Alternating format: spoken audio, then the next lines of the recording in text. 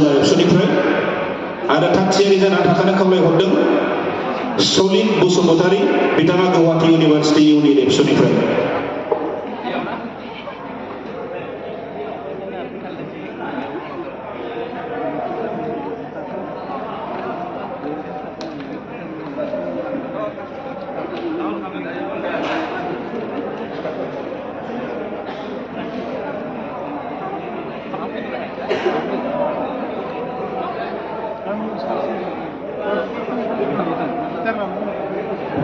खुलुमबाय मानगोनां बुंथिगिरि सार लोगोसे बिजिरगिरि सार मेडाम नोंथांमोन।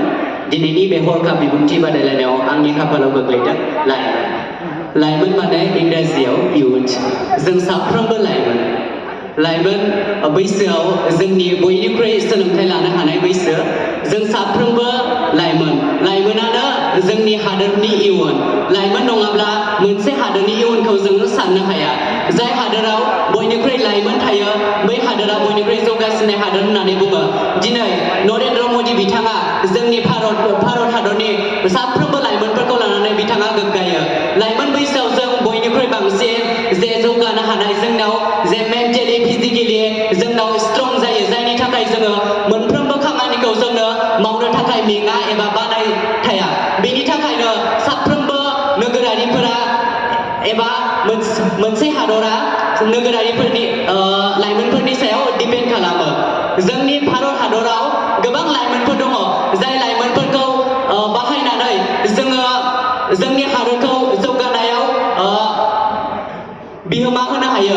जोंनि बर'फोराबो दिनै गोबां खामानियाव नांथाबनानै थागोन। जेरैबायदि जों साननो हायो दुलाराय बर' फरायसा आफाद, बेयाव बांसिनानो जों लाइमोनफोरा खामानि मावो आरो जोंहा बर' हारि हिसाबै जोंहा थुनलाइनि बिथिङावबो लाइमोनफोरा गोबां खामानि मावो। दैदेननायनि मोनसे गोख्रों मोनसे थांखि दङ। लाइमोननि थाखाय जोङो दिनै बुंनो हायो बुहुमा मोनसे जे ग्लबेलाइजेसन जादों, मोनसे बुहुमानो मोनसे जोंनि न'खर बायदि जादों। बेयाव जों लाइमोनफोरनि बिहोमाखौ जोङो नुनो हायो एबा गोख्रों बिहोमा दङ होननानै बुंनो हायो। दा बेनिखायनो मोनसे हारि एबा मोनसे हादरा जुदि डेभेलप जानांगौ जायो अब्ला लाइमोनफोरा गोख्रों जानांगौ जायो। सोलोंथाइ बिथिं फारफ्रोमनि बिथिङावबो जों लाइमोनफोरा गोख्रों जानांगौ जायो।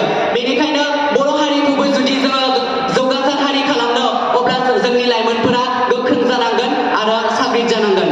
आंनि जे हरखाब बिबुंथि आं बेखौ बेखिनियावनो फोजोबनाय जाबाय। एसेनोसै, गोजोन्थों। गोजोननाय थाबाय जोबोरैनो बिथांनिसिम। दायो